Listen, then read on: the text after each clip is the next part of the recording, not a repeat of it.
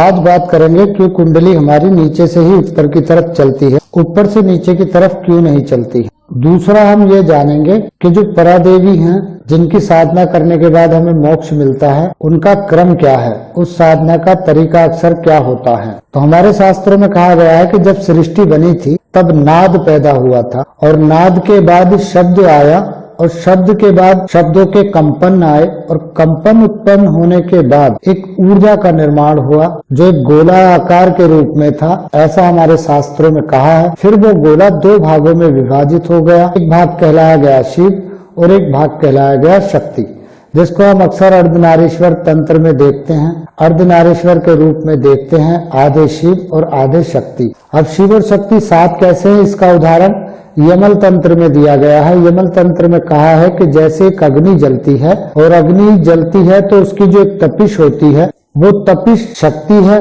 और जो अग्नि है वो शिव है। तो शिव और अग्नि का एक समावेश होता है, तब एक अग्नि का निर्माण होता है। ठीक इसी प्रकार से मनुष्य के शरीर में भी ऐसे ही दो क्रियाएं बढ़ जाती हैं, एक आत्मा और एक प्राण। अब हमारी आत्मा प्राण के साथ मिलकर के हमारा स्वभाव कैसे निर्मित करती है, इस पर भी हमारे शास्त्रों में कहा गया है, जिस साधना का नाम कहा गया है त्रिक शास्त्र, या जिसे त्रिशूल की साधना कहते हैं, प्रमाता की साधना। तो इस साधना का जो उल्लेख है वो बस कुछ गुप्त ही लोग जानते हैं और जो जानते हैं वो बताना नहीं चाहते हैं। तो मैं एक क्रम से आपको खुलासा करके बताता हूँ। तो जो त्रिक शास्त्र है तो हम ठीक से समझेंगे कि जो भगवान शिव का त्रिशूल है या देवी चामुंडा का जो त्रिशूल है, उस त्रिशूल को जब हम उल्टा करते हैं तो ऊपर एक डंडी रह जाती है, जिस डंडी के अंदर कहा गया है कि शिव और शक्ति के रूप में कॉस्मिक एनर्जी हमारे कपाल से आती है। अच्छा, जब बच्चा पैदा होता है तब आत्मा के साथ जब प्राण जुड़ते हैं तो भी कपाल से ही हमारी आत्मा प्रवेश करती है। जो मुलायम सा गड्ढा होता है, जहाँ मुलायम भाग होता है सर के ऊपर से, वहां से आत्मा आसानी से शरीर में प्रवेश कर जाती है। कपाल जो मैंने बोला है तो शिव कहते हैं कि कह का मतलब है शिव और पाल का मतलब है शक्ति। तब ये कपाल शब्द का निर्माण होता है दोनों चीजों का मिश्रण करने के बाद। अब ये शिव और शक्ति एक आकार में आते हैं ऊपर से, और जैसे ही ठीक ये हमारे सहस्त्रार्थ क्राउन चक्र में आ जाते हैं तो सहस्त्रार्थ में आने के बाद हमारी तीन नाड़ियां जुड़ जाती हैं उससे आगे, जिसको हमने कहा गया है इड्डा, पिंगला और सुषमना, या कहेंगे सूर्यस्वर, चंद्रस्वर और सुषमना नाड़ी। और कुछ शास्त्रों में वर्णन मिलता है गंगा, जमुना, सरस्वती, यानी गंगा दिखाई देती है, जमुना दिखाई देती है, लेकिन जो बीच में सरस्वती सुषमना नाड़ी है वो आपको दिखाई नहीं देगी। गंगा, जमुना, सरस्वती का जो उदाहरण है वो ज्ञान कुंडलेश्वरी तंत्र में मिलता है और कंकाल मालिनी तंत्र में मिलता है। अब ये जो तीन शक्तियां होती हैं, ये किस तरह से विभाजित हो जाती हैं, इसको हम जानेंगे। एक शक्ति है त्रिशूल के एक कोने पर, जिसको कहा है अपरा। दूसरी जो शक्ति है बीच में सुषमना नाड़ी, उसको कहा गया है परा। तीसरी जो शक्ति है उसको कहा गया है परस्परा। तो जो अपरा है वो हमारी तामसी प्रवृत्ति लाती है जब हमारा सूर्य स्वर चलता है, और जब हमारा चंद्र स्वर चलता है लेफ्ट का, तब वो हमें राशि प्रवृत्ति लाती है। राशि मतलब परस्परा, यानी जो परस्पर हम जिंदगी में जीते चले आ रहे हैं, लोगों की चीजें देख रहे हैं और हम उन्हीं का ही जो है अनुसरण करते हैं, दिखावटी शान शौकत। तो ये जो है ये हमारा परस्परा में आता है। सुषमना जो बीच की नाड़ी आ गई है, जिसको हम कहते हैं परा। परा मतलब निराकार को जाने का रास्ता, निराकार ईश्वर, जिसमें आप साकार स्वरूप होकर फिर निराकार हो जाते हो। एक समय आता है जब आपकी सांस भी गायब हो जाती है, आपका बोध भी खत्म हो जाता है, आपके शब्द भी खत्म हो जाते हैं, फिर आपको आत्मा का भी भान नहीं रहता है, प्राण का भी मोह छूट जाता है। उसी अवस्था को समाधि की अवस्था कही गई है। ये कुछ सेकंड के लिए लगती है, किसी किसी की थोड़े लंबे समय के लिए लगती है। अब ये तीनों ही नाड़ियां जब हमारे शरीर में आती हैं तो ये तीन प्रवृत्तियों का निर्माण हमारे शरीर में करती हैं। इसलिए जहां से शुरू होती हैं इसे सहस्त्रार चक्र कहा गया है। यहीं पर तीनों देवियों का आधिपत्य होता है। इन देवियों के ऊपर जब एक शक्ति मिल जाती है, सारी शक्तियां एक स्वरूप में बहती हैं, उसको हम कहते हैं आदि शक्ति। आदि यानी परादेवी, परादेवी जिसको हम कहते हैं निराकार का मार्ग।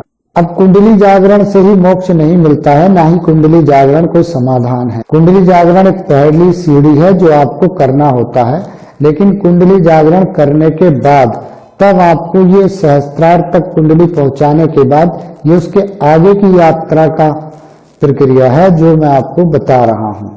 तो यह आपके कुंडली जागरण के बाद की प्रक्रिया ठीक इसी तरह से चलती है।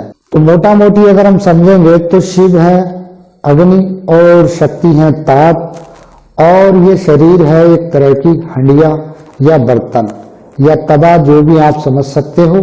अब इसमें आप पिज्जा बर्गर मैगी कुछ भी बनाते हो तो वह आप 2 दिन रख सकते हो। तो श्रेष्ठ ज्ञानी होता है वो इसमें गुड़ जैसी चीजें बनाता है, क्योंकि वो जानता है कि गुड़ मेरा साल भर भी रखूंगा तो कभी खराब नहीं होगा। तो यानी हम अपने शरीर को बर्तन रूपी बना करके अपनी ऊर्जा, प्राण, वायु, आत्मा, इन सब के समावेश से हम मोक्ष का मार्ग प्राप्त कर सकते हैं। वो इसीलिए कि आप जब बिना शरीर के होते हो तो आपका अग्नि तत्व होता है और वो आपके स्वार्थ, लालसाएं, वासनाओं से भरा होता है, तो उसमें मलिनता होती है। इसलिए ईश्वर आपको जब जन्म देता है तो ये शरीर देता है जिसमें वो 5 तत्व देता है, और इन 5 तत्वों के मिश्रण के बाद आप अपने तत्वों को जागृत करते हुए अपनी जो अग्नि तत्व आत्मा रूपी उसको आप शुद्ध और पवित्र कर लेते हो। जब आप उसे शुद्ध और पवित्र कर लेते हो, उस पर कोई गंदगी नहीं रहती है, तब आपको कोई तांत्रिक क्रिया से मरणोपरांत बस में नहीं कर सकता, ना ही कोई आप पर तंत्र क्रिया करके आपको भूत प्रेतों की तरह प्रयोग कर पाएगा। इसीलिए इसका महत्व है और इसीलिए कहा गया है कि आदमी को अपना ध्यान धारणा इन चीजों के द्वारा अपना तपोबल बढ़ाना चाहिए। यही जो हमारा ब्रह्मरंध्र है, जब यहाँ से कॉस्मिक एनर्जी प्रकाश के रूप में उतरती है तो हमारे शास्त्रों में उल्लेख मिलता है कि जब पीला रंग आता है तो उससे हमारा पृथ्वी का निर्माण हुआ, जब ब्रह्मांड से सफेद रंग आया तो उससे जल का निर्माण हुआ, जब लाल रंग आया तो उससे अग्नि बनी, और जब बैंगनी रंग आया तो उससे आकाश बना, और हरे रंग से वायु बनी। तो ये 5 तत्व इसी प्रकार निर्मित हुए हैं।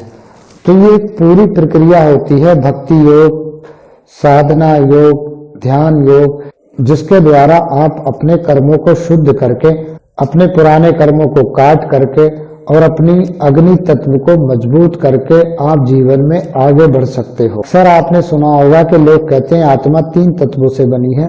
मैं भी कह देता हूँ, 1-2 वीडियो में बोल दिया है, लेकिन यदि अगर हम हकीकत जाने, इस पृथ्वी का जो ये वायुमंडल है, इसका जो एक ऑर्बिट है, उस ऑर्बिट में से वायु बाहर नहीं जाती।